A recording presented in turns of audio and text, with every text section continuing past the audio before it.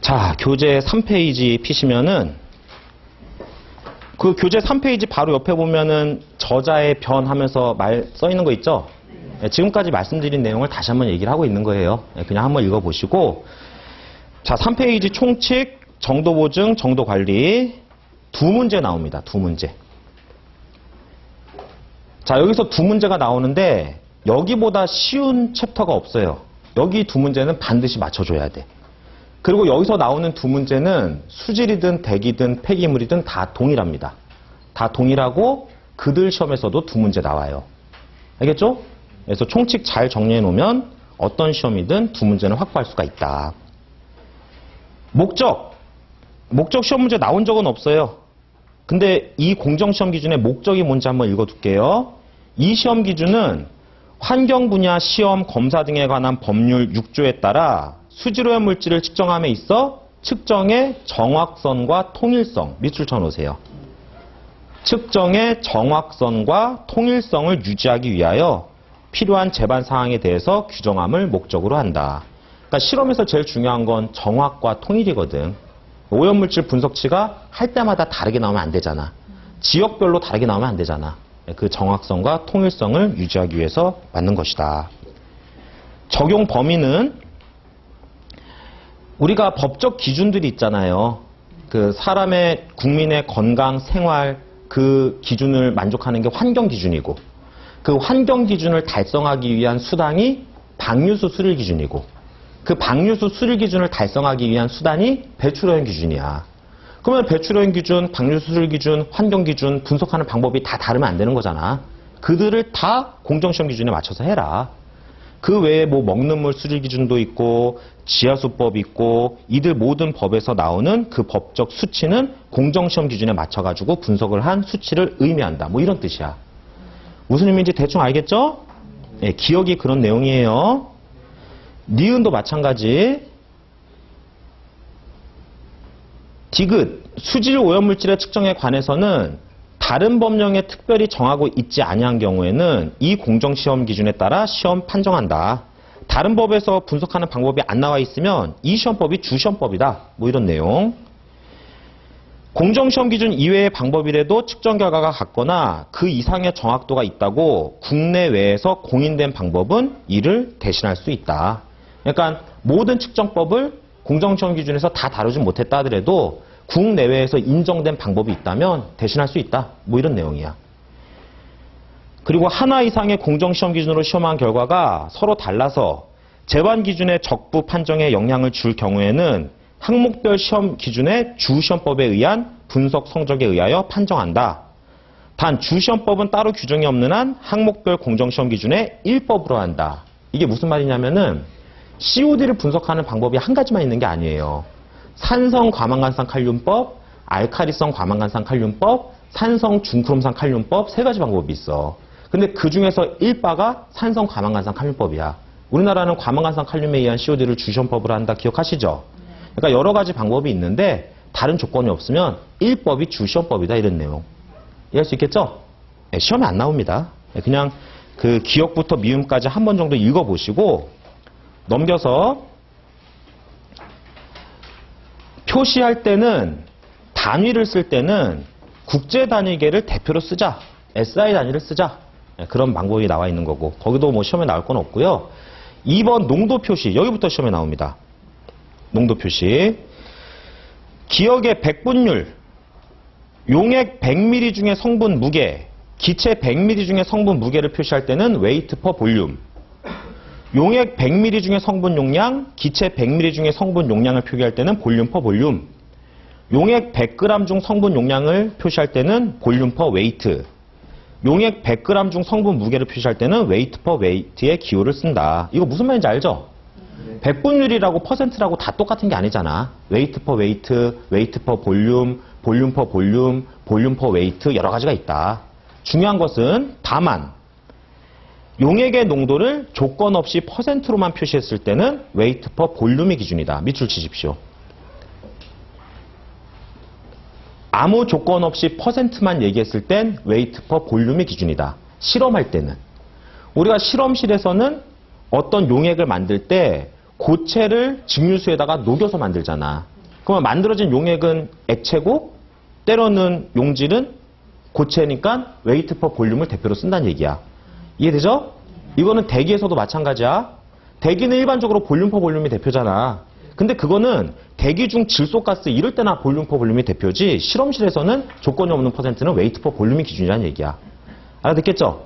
네, 실험실에서 아무 조건 없는 퍼센트는 웨이트 퍼 볼륨이 대표다. 자, 니은의 천분율 PPT라고 써 있는데 이거 수정돼야 돼요. 이거 공정시험 기준 원본이 잘못돼 있어.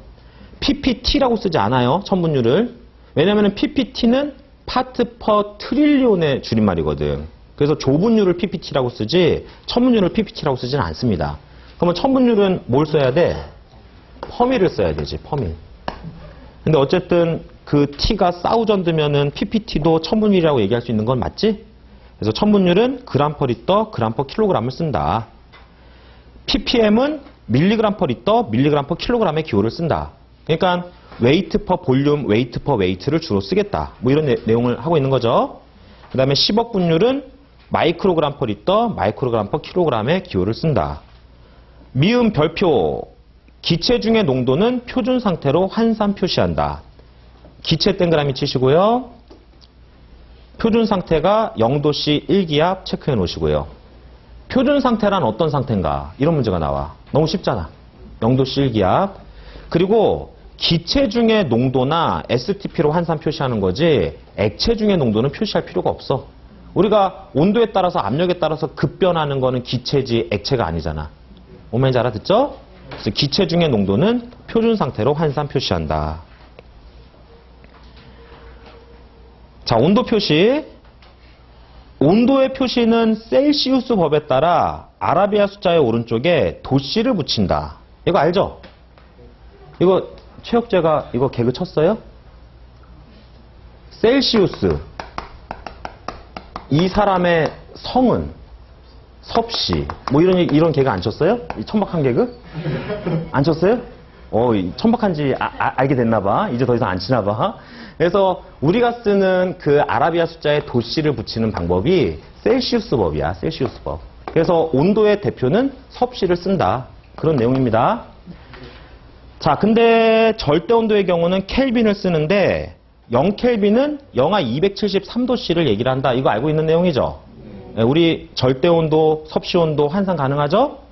네, 273만 더해주면 켈빈이 되는 거잖아. 자, 니은 중요합니다. 별표. 표준 온도는 0도씨. 알죠, 이거는? 상온. 이 상온은 상시 온도야. 우리는 상시 온도는 더울 때는 냉방, 추울 때는 난방 하잖아. 그래서 이 안에 상시 온도가 15보다 내려갈 일도 25보다 올라갈 일도 별로 없지. 그래서 상온이라 하면 15에서 25. 근데 냉난방을 안 하면은 실제 온도는 1에서 35까지 가능하잖아. 그래서 실온은 1에서 35. 그리고 찬 곳은 따로 규정이 없는 한 0에서 15도씨의 곳을 뜻한다. 자, 이거 중요해요. 상온이 15에서 25, 실온은 1에서 35, 찬 곳은 0에서 15. 내일 질문할 겁니다, 이거. 자, 그러면은 실험은 상온에서 할까, 실온에서 할까, 찬 곳에서 할까? 상온에서 해야지. 우리가 실험하는 사람이 너무 덥거나 너무 추우면 간섭을 유발할 거잖아. 그지? 실험은 조건이 없는 한 상온에서 실시를 해야 돼. 자, 그게 이제 니은이 기온이고, 디귿이 수온이야, 수온. 냉수는 15도씨 이하, 별표. 온수는 60에서 70도씨, 열수는 100도씨를 말한다. 냉수가 15도씨 이하가 좀 의외죠.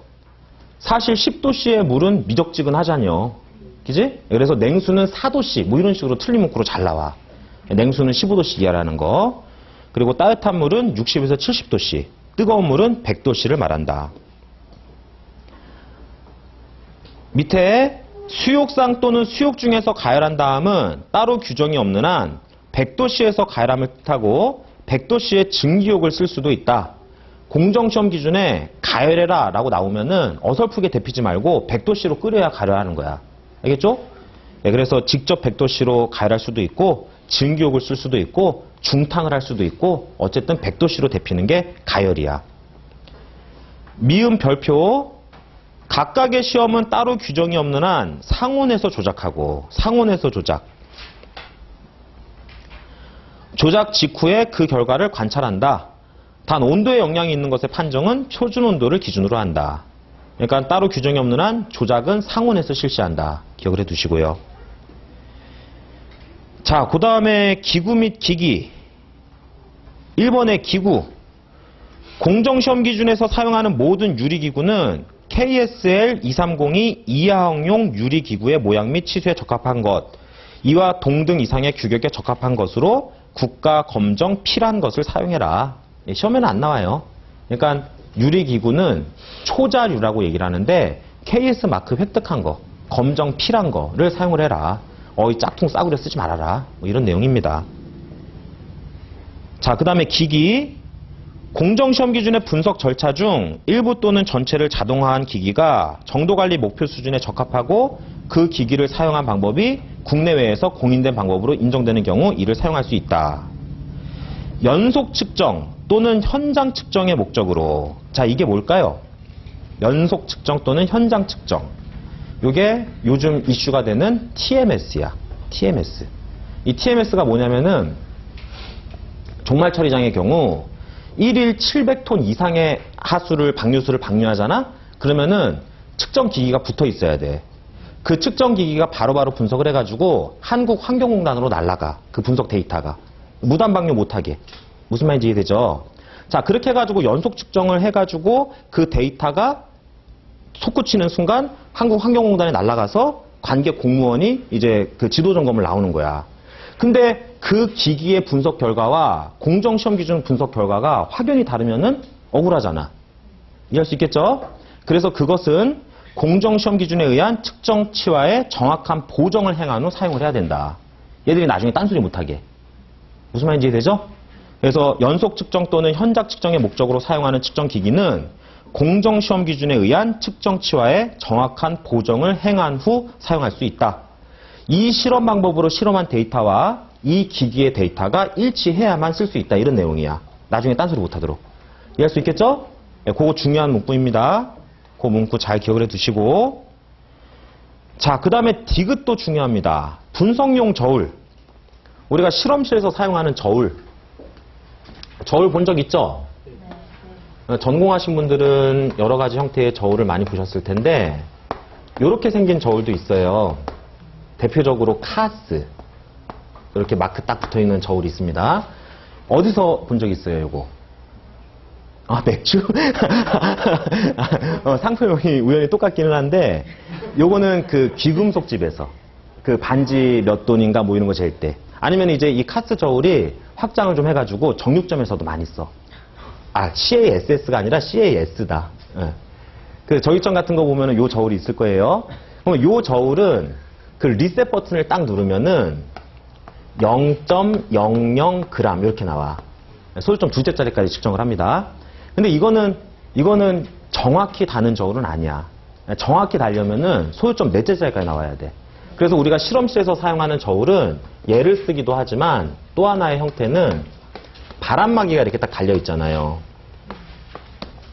바람막이가 달려 있는 상태에서 여기에 미닫이 문이 하나 이렇게 딱 달려 있잖아. 그러면서 여기에 접시 하나 있잖아. 우리는 이 접시에다가 약품을 덜 때 비커를 올려놓거나 아니면은 약포지를 올려놓지. 그 다음에 이렇게 덜어가지고 해왔었지 않습니까? 약수저로. 근데 얘를 딱 올려놓으면은 얘의 무게가 측정되잖아. 얘를 올려놓고 나서 뭐 해야 돼? 0점, 리셋 눌러가지고 0점을 잡아야 되지. 그 0점을 딱 잡았을 때 0.0000g 이렇게 나와. 이해할 수 있겠어요? 그러니까 소수점 넷째 자리까지 나오면은 바람에 의해서도 그 문에 의해서도 이렇게 말하는 거에 의해서도 영향을 받거든. 그래가지고 이거 미닫이 딱 닫아가지고 안에를 좀 그 바람의 영향을 받지 않게 해서 무게를 달지 않습니까? 뭔 말인지 이해되죠? 그래서 이게 소수점이 하나 추가될 때마다 공이 하나씩 추가된다고 보면 돼. 이거 2만 원이면 사. 이건 한 200만 원짜리 있다는 얘기야. 뭔 말인지 알겠지? 그런 게 분석용 저울이다. 그래서 0점을 눌렀을 때 0.소요점 4제짜리까지 나온다는 얘기는 밀리그램으로는 얼마까지 나는 거야? 0.1까지 나는 거지. 이해할 수 있겠어요? 예, 그래서 분석용 저울은 0.1까지 달 수 있는 게 분석용 저울이다. 이해되죠? 그러니까 일반 저울 한 4개 뭐 있으면 되는데 분석용 저울 뭐 2개 뭐 이런 식으로. 그러니까 실험할 때도 얘로 달아도 충분히 되는 애들이 있고 얘로 달아야만 되는 애들이 있어. 그러니까 우리가 표준 원액 같은 걸 만들 땐 이걸로 정확하게 달아야 돼. 근데 발색 시약 같은 거 만들 때는 이걸로 달아도 전혀 상관이 없어요. 무슨 말인지 대충 알겠죠? 그래서 나중에 여러분들이 이제 1차 붙고 나서 2차 실험할 때도 이거 저울 줄 서가지고 시험장에서 막 이거 앞 사람들 저울 달기를 기다리는 사람들이 있는데 전혀 그럴 필요가 없다는 얘기야. 이거는 표준 원액 조절할 때만 달고 나머지 애들은 다 이걸로 달아도 전혀 상관이 없다는 얘기야. 알겠죠? 네, 그래서 분석용 저울은 0.1까지 달 수 있는 것이어야 되며 분석용 저울 및 분동은 국가 검정을 필요한 것을 사용을 해야 된다. 이해됐죠? 자, 그 다음에 밑에 시약은요. 공정시험 기준에서 사용하는 시약은 딱 정해져 놔요. 우리가 염산을 농도가 다른 염산을 썼을 때 분명히 그 실험에 정확한 데이터가 안 나올 거잖아. 그래서 사용하는 염산은 비중 1.18, 농도 35%짜리 염산을 써라. 이렇게 딱 정해져 있어. 그리고 뭐 가성소다 같은 분말은 공업용 가성소다를 쓸 리가 없잖아. 특급 시약 써야 되겠지. 1급 시약 써야 되겠지. 그런 시약을 써라. 이런 내용이 나와 있는 겁니다. 시험에는 안 나와요. 시험에 사용하는 시약은 따로 규정이 없는 한 1급 이상 또는 이와 동등한 규격의 시약을 사용하여 각 시험 항목별 시약 및 표준 용액에 따라 조제를 해라. 이 공정시험 기준에서 각 항목의 분석에 사용하는 표준 물질은 소급성이 인정된 것을 사용을 해라. 자, 뭐 참고하시고 시험에는 안 나오고요. 자, 그 다음에 이번에 용액 기억부터